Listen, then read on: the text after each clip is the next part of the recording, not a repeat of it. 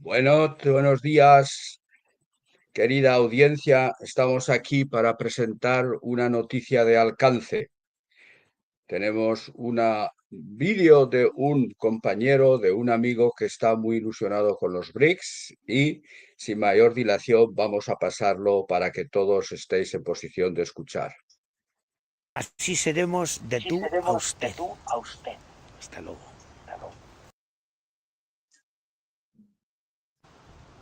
Buah. Dos bandos se están montando en el mundo.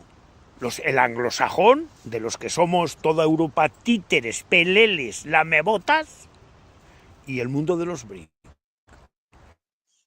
¿Y si montamos el mundo hispano todo unido?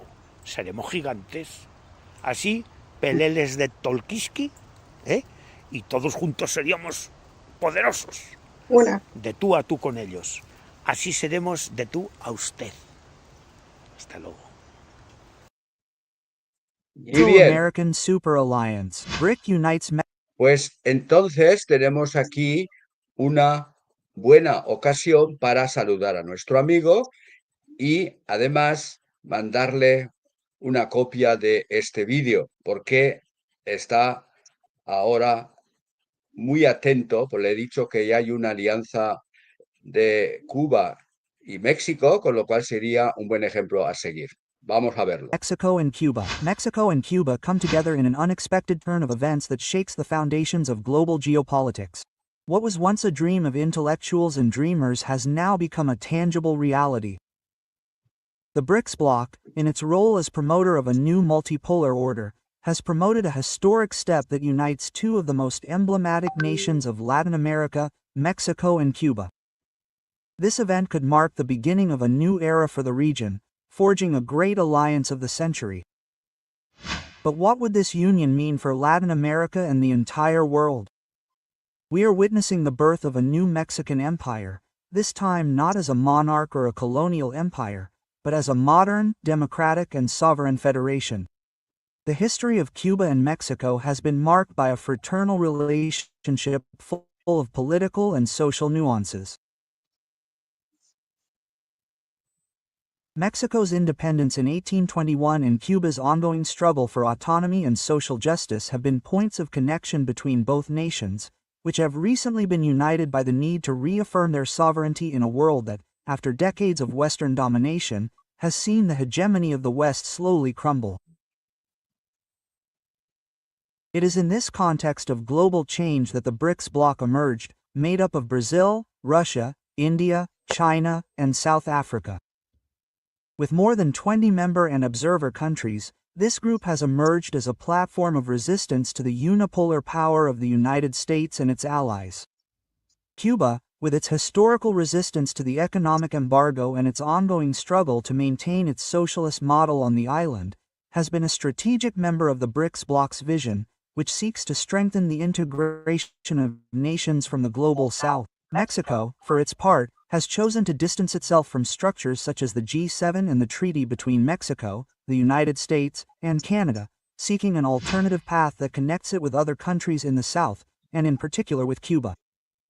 Following secret negotiations and consultations between the governments of Claudia Sheinbaum, President of Mexico, and Miguel Díaz-Canel, President of Cuba, a binational referendum has been announced to decide whether Cuba will formally become a state within the Mexican Republic. This move could make Cuba the 33rd state of Mexico, a symbolic gesture but one with profound political, social, and economic implications. The proposal is not limited to territorial annexation, but rather seeks to build a federal unit that respects the local and cultural identities of both peoples. Cuba would receive full constitutional rights, representation in the Mexican Congress, and cultural autonomy that would allow it to maintain its educational, health, and political systems. In exchange, Mexico would commit to making massive investments in infrastructure, technology, and energy on the island, fostering a new cycle of prosperity and growth for the Caribbean. This agreement not only has political implications, but also presents an exciting economic horizon. Mexico is a country with vast natural resources such as oil and lithium, and its growing tourism and technology sectors have positioned it as a major player on the international stage. Cuba, for its part, has a cutting-edge biotechnology industry and a geostrategic location that makes it a key node in the Caribbean with access to the Atlantic and Pacific Oceans. The creation of a logistics network connecting these two territories could the interoceanic train that links the Pacific and Atlantic Oceans and currently Caribbean, facilitating trade and regional cooperation. What began as a utopian idea in the speeches of Bolivar and other independence heroes is now projected as a concrete model of Latin framework of BRICS. Russia and China have expressed their support for this integration project, providing financial and strategic support for the creation of an economic axis that benefits both countries. In addition, countries such as Brazil and Argentina have shown interest in the idea of a prospect of a politically, socially, and economically united Latin America, with Mexico at the forefront of this new alliance, is beginning to take shape. However, what conducted in both countries show broad popular support for the idea of a union, as long as local identities are respected and the process is democratic, transparent, and fair. Hope for stability and access to a broader health and education system, as well as greater job opportunities. In Mexico, many citizens view the proposal with pride, as it symbolizes a united solidarity between sister nations with common roots. New doors for cooperation and solidarity in a changing international context. As expected, the United States has expressed deep concern about the potential impact of this alliance on Caribbean geopolitics. The State Department has warned that a Cuba integrated into Mexico could alter the military and economic balance in the region.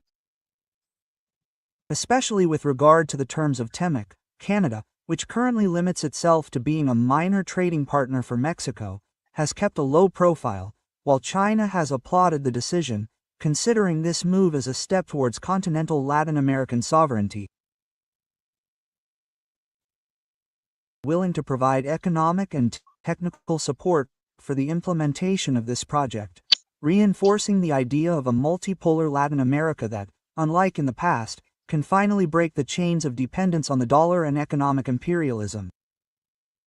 Is this the beginning of the Third Mexican Empire? If the proposal to integrate Cuba comes to fruition, the possibility of a continental federation that includes countries such as Guatemala, Honduras, Nicaragua or El Salvador seems increasingly close. A new Mexican empire, not as a monarchy, but as a confederation of nations that seek justice, social welfare, and human dignity above the interests of the great powers. This new empire would be democratic, sovereign, plural, and diverse, with millions of voices raised to build a future of unity and cooperation. Bueno, Amparo, ¿qué opinas de este gran acontecimiento? ¿Estará contento nuestro amigo Jesús? Bueno, pues Jesús me parece lo que él piensa fantástico y otras ideas, y lo importante es analizar qué es lo que quiere decir Jesús. Y bueno, nosotros ya sabemos y queremos un mundo libre, unos países libres en todo. De todas maneras, estamos luchando por ello y para que la gente tenga una convivencia más sana y feliz. Adelante, Javier, muchos éxitos y viva la libertad de los pueblos. Adelante. Pueblos hispanoparlantes que están en una perspectiva de ayudar al mundo a encontrar el camino más correcto para que todas las personas tengan su existencia bajo control y tengan una vida más sana y feliz. Adiós, hasta la próxima. Vale, bye. Bye, chao.